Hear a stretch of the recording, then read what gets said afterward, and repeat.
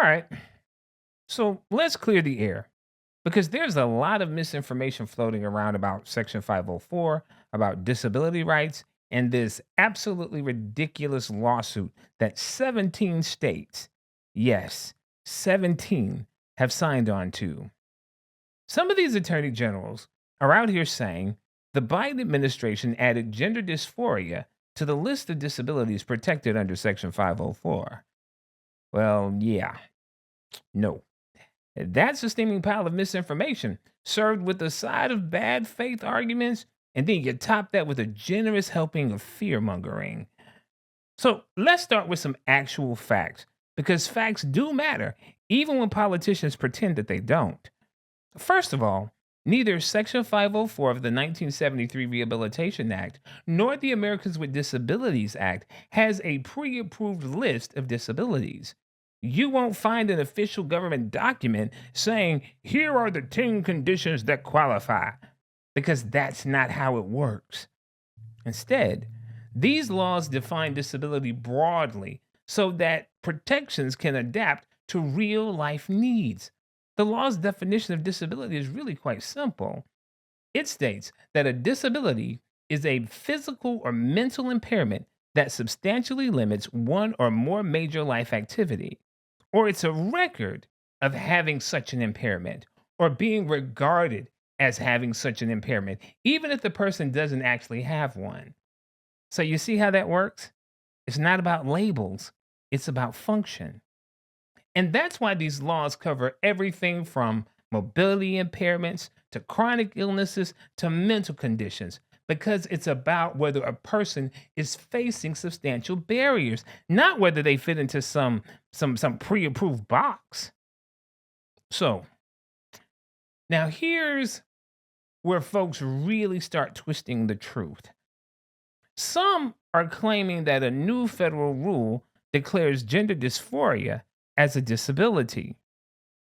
Well, spoiler alert, it doesn't, and it never did. So, what actually happened? Well, the preamble of the rule, basically the introduction that explains why the regulation exists, states that some people with gender dysphoria may qualify as disabled under the existing definition if their condition substantially limits major life activities. That's it. No grand redefinitions, no special treatment, just applying the law the exact same way it's always been applied. And guess what? That's not new. The courts already decided this. In 2022, in Williams versus Kincaid, the U.S. Court of Appeals ruled that gender dysphoria can be considered a disability under the ADA if it meets the legal criteria. The government didn't make that decision, the courts did. So let's be very clear. The definition of disability has not changed. There is no new federal rule adding gender dysphoria as a disability category. There is no secret government list of conditions. The ADA already excluded gender identity disorders, but made an exception for the conditions that stem from a physical impairment or that meet the existing disability criteria. See, that's exactly how disability law has worked for decades. See, you think these attorney generals would know that, right? Well, either they don't know or they do, and they're banking on you not knowing the truth. Either way, it's not a good look, folks.